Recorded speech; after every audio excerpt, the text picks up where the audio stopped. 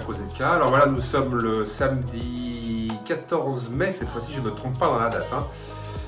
Il est précisément 1h45 du matin. Et nous avons décidé avec Robert donc, de partir cette nuit, de se faire une chasse à la radio-sous météo.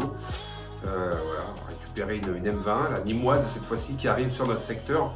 Là, pendant 2 jours, là, elles vont arriver sur notre secteur enfin, puisque d'habitude, là, elles partent toutes vraiment sur l'ouest de Nîmes ou en mer.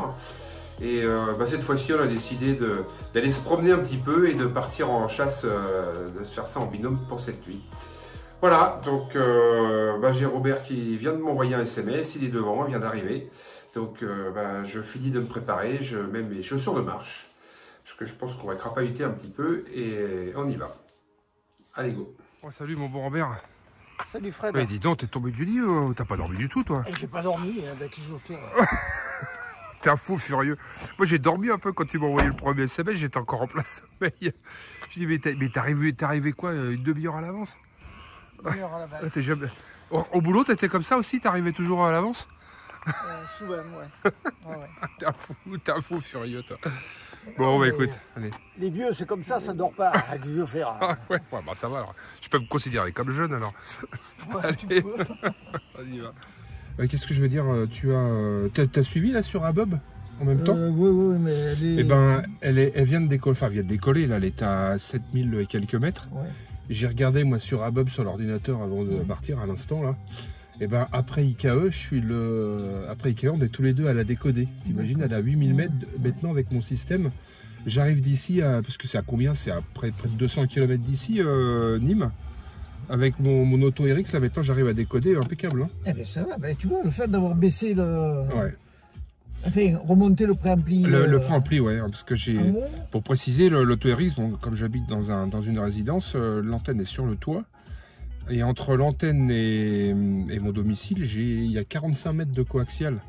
Encore des pertes, ça fait des pertes. Bon, j'ai mis du 75 ohms parce que je ne pouvais pas faire autrement. Il y en a qui vont me dire, mais pourquoi tu n'as pas mis du RG 216 ou le plus gros 11 mm, mais je ne pouvais pas. Hein, dans les gaines techniques, il y a 9 mm qui passaient, donc j'ai pris du gros blindage en 75 ohms. Après, c'est de la réception, donc c'est pas gênant, mais du 75 ohms ou du 50.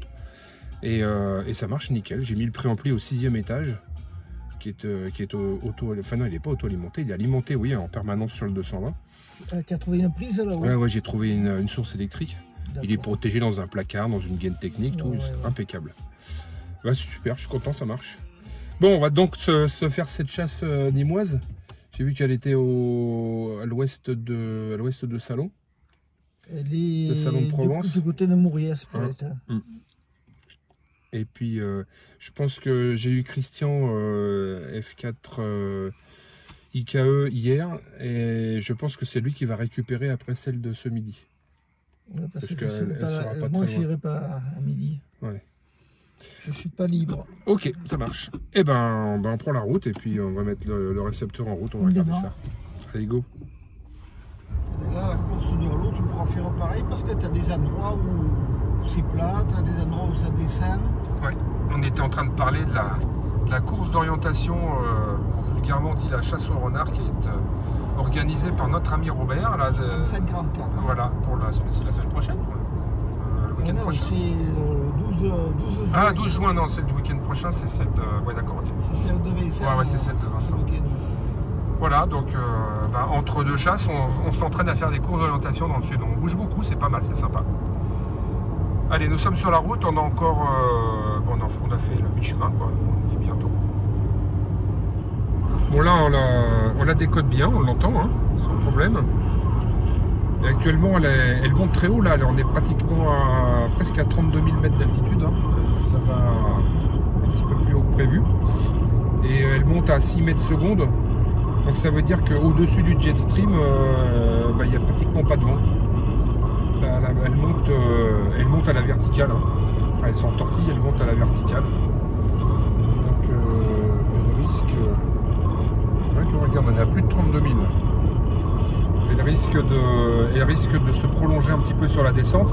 Alors, s'il n'y a pas de vent comme ça sur les hautes altitudes, en stratosphère, ça veut dire que le parachute risque de bien se déployer s'il n'est pas emmêlé dans les suspentes. Et là, elle risque effectivement de descendre lentement et de traîner un peu. En revanche, quand le ballon éclate, s'il reste beaucoup de ballons, ce qui risque de se passer, c'est que le ballon sera plus lourd que la radiosonde. Donc le poids du contenu du ballon avec le dérouleur risque de descendre plus bas que la sonde elle-même qui fait que 36 grammes. Et là, la descente risque d'être un petit peu plus rapide. Ah, ça y est, on entend le ballon vient d'éclater. Il a éclaté. Ouais. Il est en train de redescendre. Là, on l'entend simplement au son, on arrive à l'entendre que le ballon vient d'éclater. À quelle vitesse il redescend? Alors, on va regarder ça. Il descend. Attends, parce que comme là, je le vois à l'envers, ton truc.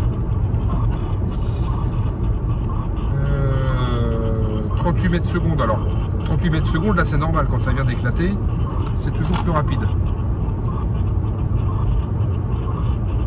Il y a toujours une phase d'accélération juste après l'éclatement et ça va se stabiliser après une fois que le parachute sera ouvert. Là on est à 50 mètres secondes. Là on se met en vrac. Alors ça c'est... Ouais mais c'est un comportement normal après l'éclatement du ballon normal, hein, Robert. Après il faut patienter autour de... Je pense qu'autour de 20 000 elle commencera à se stabiliser. Si elle continue de prendre autant de vitesse, c'est que tout sera en vrac. Sinon, ça devrait se ralentir. Bon, on va s'arrêter par là. Ouais. On arrive pratiquement sur le lieu de prévision de réception. Voilà, ça y est, on s'est arrêté. Voilà le dispositif, le récepteur et le décodeur. Hop là. Voilà. 41 mètres secondes. Elle est à 24 000. Bon, qu'est-ce que t'en penses, Robert? Je ne pense rien, il va falloir aller jusqu'à... Tu vas pas t'endormir en cours de route quand même, hein? Sur les sentiers, tout ça, tu vas pas nous faire une sieste, hein? Non. Il a presque pas dormi, Robert. Ah là là, les vieux, ils dorment plus maintenant, c'est fini. Hein. 1h30 de sommeil la nuit, et ça leur suffit. Hein. Moi, je dors pas. Ça sert à quoi de dormir? Il passe ses nuits à écouter les radiosondes. Pas besoin de dormir. Quand on sera dans la boîte, on aura le temps de dormir. Ah oui, c'est vrai. Pour l'instant, c'est pas utile. Ouais, t'as bien raison. Au moins, on s'occupe utilement. Allez, vas-y, mets-nous ton truc en route, là. Là, tu devrais bien l'avoir. Alors là, on a toujours le décodage en service. On vient de repartir de notre point de départ. On s'est arrêté là au moment où le ballon a éclaté. Et là, cette fois-ci, on part à son encontre. Bon, on y va tranquillement parce que finalement, elle va atterrir pas très loin d'ici. Donc là, on va reprendre la route tranquillement. Il y a un petit peu de brume parfois. Et ça, c'est les différences de température entre le jour et la nuit. Puis aujourd'hui, en plus, ils annoncent une grosse... canicule. Pas une canicule, mais on va monter effectivement à 30 degrés aujourd'hui. Donc actuellement, je sais pas combien il fait, là, il doit faire 13 degrés. Donc la différence de température entre maintenant en pleine nuit et puis la journée à midi, ça va être une amplitude assez importante. Voilà, on s'est arrêté 2 minutes là, à faire un petit point. Et on en profite pour regarder la Lune. Avec un peu de chance, la sonde va passer juste devant, on va la voir, ça va faire une éclipse. Ah non, je te dis, il n'y a qu'à ouvrir le coffre, elle va tomber dedans. Ouais, t'as raison, on va faire comme ça. Voilà, on décode bien actuellement 2000 et quelques mètres, descend à 10 mètres secondes, donc c'est pas mal stabilisé. Alors si par contre une petite astuce pour ceux qui utilisent Sondob Tracker, vous voyez, en fait elle va atterrir à peu près dans cet endroit. Alors je vais remettre ça droit, voilà. Elle va atterrir dans cet endroit-là. Et si vous voulez avoir un petit peu plus de précision, c'est vrai qu'on n'y pense pas toujours, parce que pour avoir un état du relief, etc., de savoir s'il y a des maisons dans le secteur, eh ben, je vous conseille de changer de carte. Vous cliquez ici et vous choisissez Open Automap. Voilà. Et là, vous voyez, on voit un peu plus, voilà, on voit un petit peu mieux le détail du terrain, puisque c'est des cartes topographiques. qui permettent de voir si ça tombe dans des vignes, dans de la montagne, chez un particulier, s'il y a des clôtures, etc. Là, on le visualise beaucoup mieux. Voilà, donc si vous avez, si vous utilisez ABUB, n'hésitez pas à modifier cette carte-là, ça peut parfois vous être utile. Vous voyez, par exemple, en bas, on voit qu'il y a une clôture ici de chez un particulier. Voilà, là, on voit qu'il y a une ligne haute tension qui passe ici. Donc, il y a beaucoup plus de détails. Donc, comme ça, quand ça se rapproche, au moins, vous savez où ça en est. Voilà, elle a touché le sol. Donc, on avait 100 et quelques mètres d'altitude. Hein. Et vous voyez, on l'entend avec du QRM. Ça veut dire qu'elle s'est posée peut-être dans un trou. Parce qu'en touchant le sol, le signal s'est vraiment affaibli. Et là, on est à 2 km. Voilà. Fais voir un peu. Bah, écoute, on en est à une cinquantaine de mètres. Donc, tu vois, on peut pas mieux espérer. Donc, on s'est arrêté. À mon avis, c'est peut-être pas la peine. Non, non, c'est pas la peine. C'est pas la peine. Alors, je vais allumer la lumière. Alors, marche pas ta lumière. Si, moi, je t'inquiète pas, je décode. Voilà. Elle est quelque part. Alors, il y a un champ d'olivier là. Elle est quelque part par là, une cinquantaine de mètres. Donc, on va quand même prendre la perche parce que des fois que ce soit tombé dans un arbre, même si les oliviers sont pas très grands, on va quand même sortir la perche.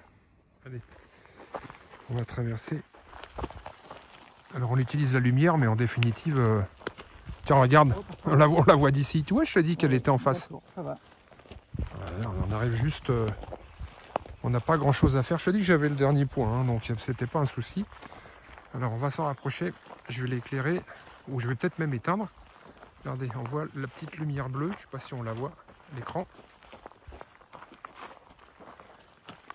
Et c'est vrai que là c'est pratique. Le parachute il est juste à côté.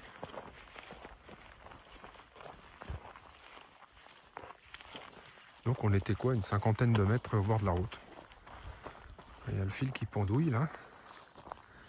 Et voilà, tout est posé au sol. La sonde est ici. Voilà, avec sa petite lumière bleue en dessous. Et le parachute. Emmêlé avec les suspens, on regarde. Tu vois? Ouais. Ouais, donc celle-ci est descendue en vrac. Il n'y a que le fil qui passe là au-dessus. Et qui redescend. Ah, j'ai rien pour couper. Avec une clé de voiture. Couper le fil. Avec une clé de voiture, ça coupe. Mais non, mais j'ai pas de clé. Eh ben regarde, tu prends le rocher là par terre, le petit bout de rocher là. Ouais. J'ai pas de clé. C'est ça, comme les hommes Cro-Magnon là, tu prends tu prends une pierre qui coupe et ça va couper tout seul. Alors, voyons voir. Voilà. La radio sonde nîmoise de cette nuit. Chasse facile. Alors j'allais dire, on va la laisser en route jusqu'à la voiture, des fois qu'il y a un autre copain, mais bon, à 3 h du matin, je sais pas s'il va y avoir beaucoup de copains debout à cette heure-ci pour venir récupérer la radio sonde. T'as coupé le fil, Robert, c'est bon? J'ai coupé le fil, mais il doit en rester encore un petit bout. Alors, la lune est juste là. Il m'en reste un petit bout, en effet. Vas-y, quand tu vas tirer... Ok. Et on voit la lune qui est juste là. Voilà, donc on est dans un champ d'oliviers. Voilà, faire le petit tour d'horizon.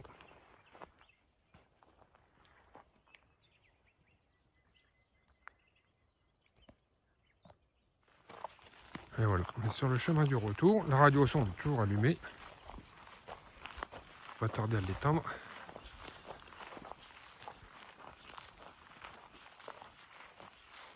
Voilà, la radio sonde de cette nuit nîmoise. Toujours en service du reste. Eh ben, ça a été une chasse plutôt facile, Robert. Trop facile. Trop facile, ouais, parce que là, on est à 50 mètres du bord de la route. Et franchement, c'était sympa quand même de la suivre de son départ jusque maintenant. Il faut dire qu'on était bien placé quand même. Oui, on était bien placé stratégiquement. Et en plus, il fait bon là. Hein. Il fait pas... Ouais. Bon, doit faire quoi, une quinzaine de degrés maintenant? 13. 13 degrés? Ouais. Et il y a une belle lune. Donc non, c'était une bonne chasse de nuit, bien sympathique comme on les aime.